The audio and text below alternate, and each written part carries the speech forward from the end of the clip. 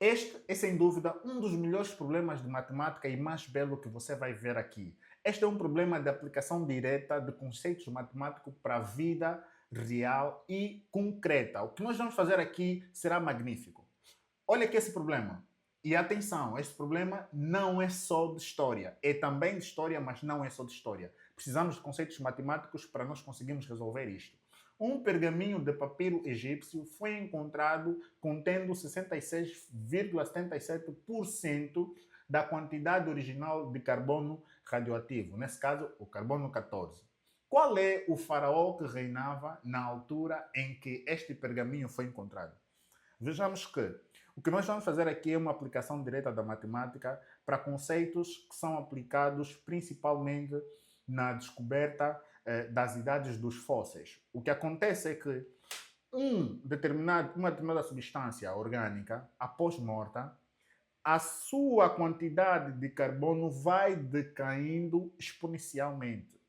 Estima-se que quando o carbono atinge meia idade, ele passa, ou seja, já dura, nesse caso, 5.730 anos, ou seja, metade da meia-vida do carbono levam cerca de 5.730 anos. Isto ajudou a descobrir as idades dos fósseis. Basta então calcular qual é que é a quantidade de carbono existente em certa matéria encontrada.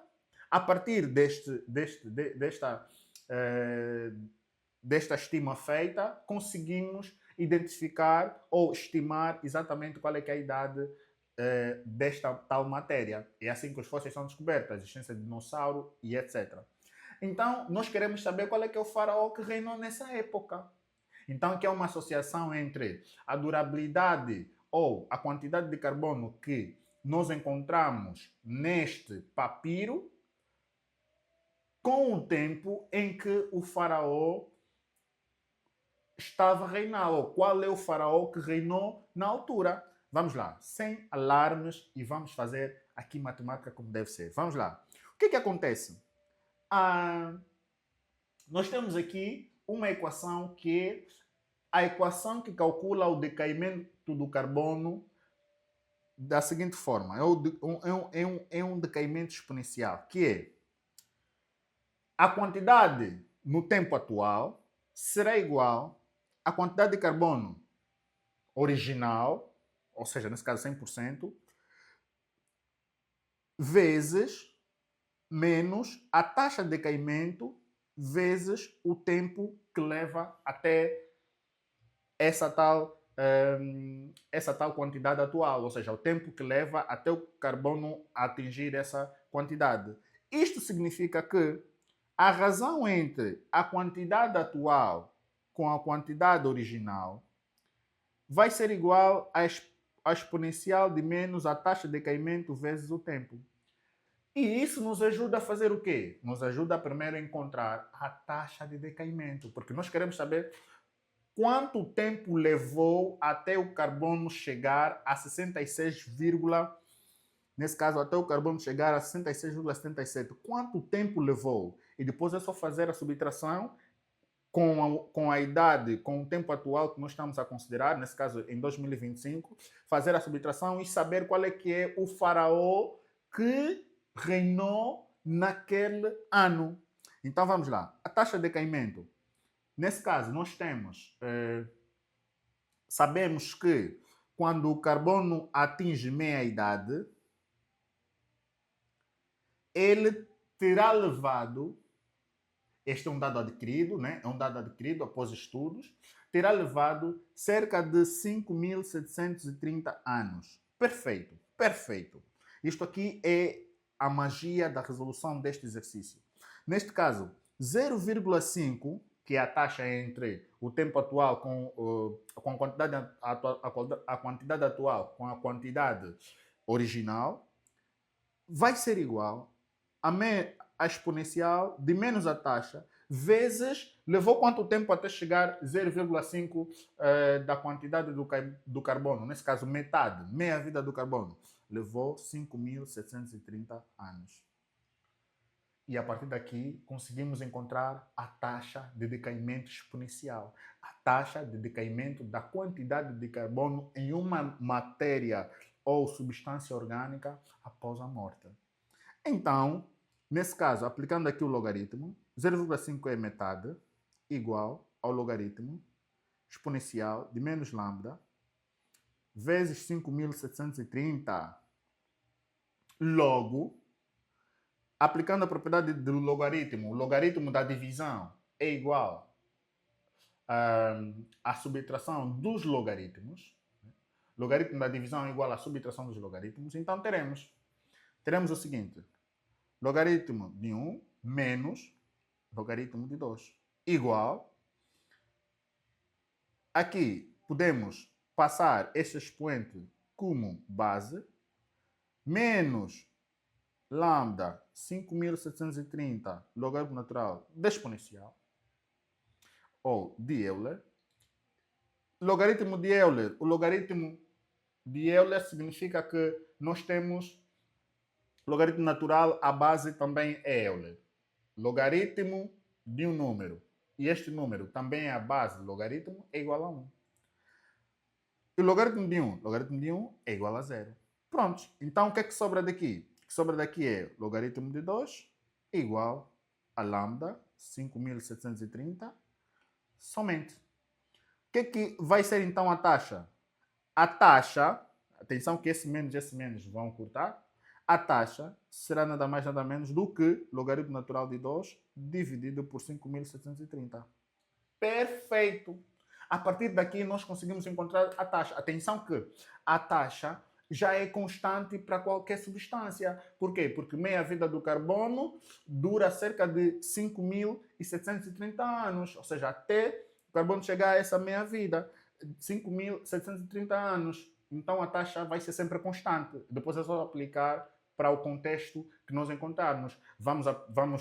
Encontramos a matéria, avaliamos a quantidade de carbono que há, temos a taxa de decaimento do carbono, conseguimos encontrar o ano que aquele fóssil existiu. Vamos lá voltar. Nesse caso, o que é que nós vamos fazer? O que é que isto vai ser igual? Isto vai ser igual aproximadamente... Se você já percebeu aqui, pode exatamente resolver sozinho, meter pausa neste vídeo, resolver e depois ver se o resultado bate certo com o que nós fizemos, está bem? Vamos lá.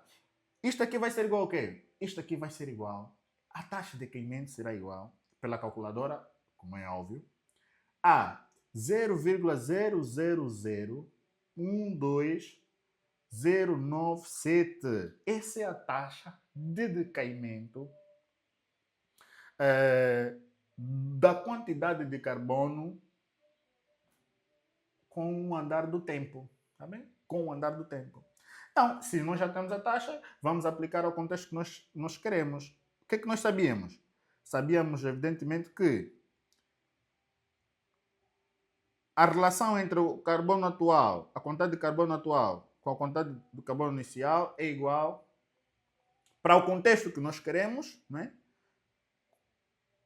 Qual é a quantidade de carbono que nós encontramos em 2025 nesse papiro? 66,77%. Então, essa taxa é igual a 66,77%, que, convertendo aqui em décimas, vai ser 0,6677. E agora, o que é que nós vamos fazer? Vamos aplicar isto sabendo que esta relação também é igual ao quê? Essa relação também é igual a, como nós sabemos, também é igual a exponencial, não é? Nesse caso, teremos que essa relação também é igual a exponencial de menos lambda vezes tempo, igual a 0,6677. Easy. A partir daqui é só conseguirmos encontrar o tempo. Vamos aplicar logaritmo a ambos os membros. Isso será logaritmo natural, né? Logaritmo na base Euler, menos lambda vezes t, igual a logaritmo natural de 0,6677. Esta aqui passa a multiplicar, menos lambda vezes t, logaritmo natural de Euler, igual. Qual é que é o logaritmo natural de 0,6677? Tem que ser um número negativo, porque isto aqui é abaixo de 1. Então o resultado aqui será, pela calculadora, será nada mais nada menos do que... Aqui será nada mais nada menos do que... menos 0,4035.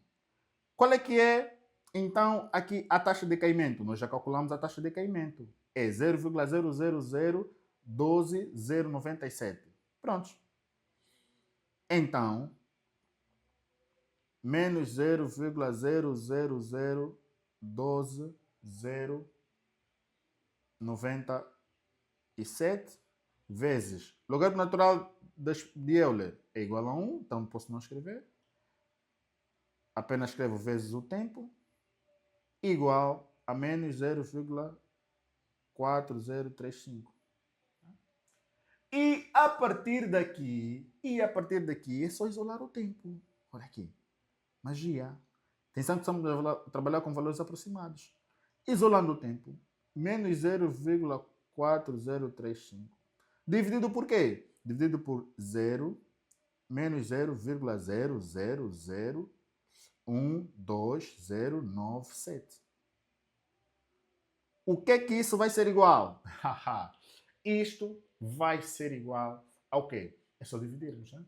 Fazendo uma divisão rápida aqui na calculadora, isto vai ser igual, aproximadamente igual a 3.336 anos. Olha aqui, quer dizer que nós encontramos o carbono com 66,77% após 3.336 anos. Isto é magnífico, isto é interessante. Quer dizer que, se eu quiser saber quando é que este papiro foi produzido, em qual época, basta subtrair 2025, que é o ano em que estamos agora, este ano aqui, 2025, menos 3.336. Isto é igual a quê? Isto é nada mais nada menos do que 311. Pela calculadora, é isto que dá. 1.311. Agora a pergunta que 1.311, nesse caso negativo, porque esse tem maior valor absoluto, significa que este papiro foi produzido em 1311, na época de 1311, antes de Cristo. Antes de Cristo, porque a contagem era decrescente. Passado 2025, antes de 2025 é antes de Cristo. Antes de Cristo. Então temos aqui 1311 antes de Cristo. Neste ano, quem é que é o faraó que reinou nesta fase? Certeza que se nós tivéssemos aqui alguém que é de ciências sociais ou de história, rapidamente podíamos responder quem que é o faraó que reinou no ano 1311 a.C. O que nós vamos fazer é o quê? Vamos fazer aqui uma busca rápida. Uma busca rápida, numa lista rápida de faraós. Temos aqui duas fontes. Lista de faraós. Vamos lá. Temos que ir antes de Cristo, portanto ainda não é aqui. Nós temos aqui 10 anos depois de Cristo. Não. Aqui, mais para baixo, ano 1800, acho que também estou aí muito, 1200 antes de Cristo. Ok, 1196, Ramsés IV. Contagem era decrescente, então já estamos mais abaixo, nos anos 1300. Ok, 1300 há de ser aqui. Oremeb, 1320 a 1296 a.C. Perfeito. Esta é a época que este faraó, esta é a época que este papiro foi produzido, ou seja, nesta época era o faraó Horemheb aqui a fazer parte da governação do Antigo Egito. Atenção que, como estamos a trabalhar com valores aproximados, atenção, pode ser também aqui o AI, ou então já na 19ª dinastia, aqui o Ramsés I. Pode ser este ou pode ser aquele, mas eu vou apontar aqui, com base no resultado que nos deu aproximado, né? Eu vou apontar aqui o Horemheb como sendo o faraó que governava na época que foi produzido este papiro, este pergaminho do nosso papiro aqui. Atenção, vamos lá ver outra fonte. Podemos ver aqui também uma outra fonte, a história do Egito, lista de faraós. Vamos ver aqui quem que é o faraó que nos vai dar. Temos que ver aqui, esse aqui é... pronto, acho que há de ser aqui. Não. 18ª dinastia, tem que ser 18ª dinastia. 18ª dinastia, 18ª dinastia...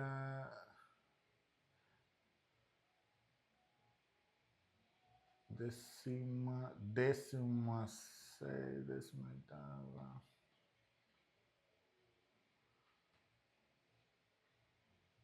Será?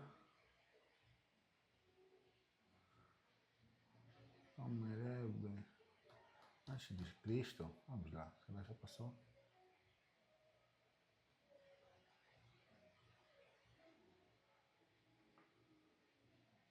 Vigésima dinastia. 19ª. Ok. 10, 15, ok. 18ª. Aqui está. 18ª dinastia.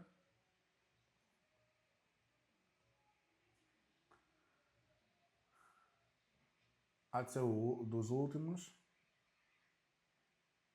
Ok. Temos aqui o Horemheb. Horemheb. Que, sim senhora, é este mesmo. De 1320 a.C. a 1292, aqui o último desta dinastia. Aqui parece mais giro, aqui já nem por isso. Pronto, está ali. Este é um problema bonito. Se você gostou desse vídeo, por favor, inscreva-se nesse canal, partilhe esse vídeo com seus amigos e não se esqueça, dá o seu like para ativar as notificações e receber um vídeo sempre que nós lançarmos um vídeo aqui no nosso canal. Muito obrigado. Mais uma vez, comente aqui o que é que você achou, se gosta de vídeos dessa natureza ou não, e nós vamos trazer, com certeza, mais novidades aqui. Muito obrigado, até a próxima aula.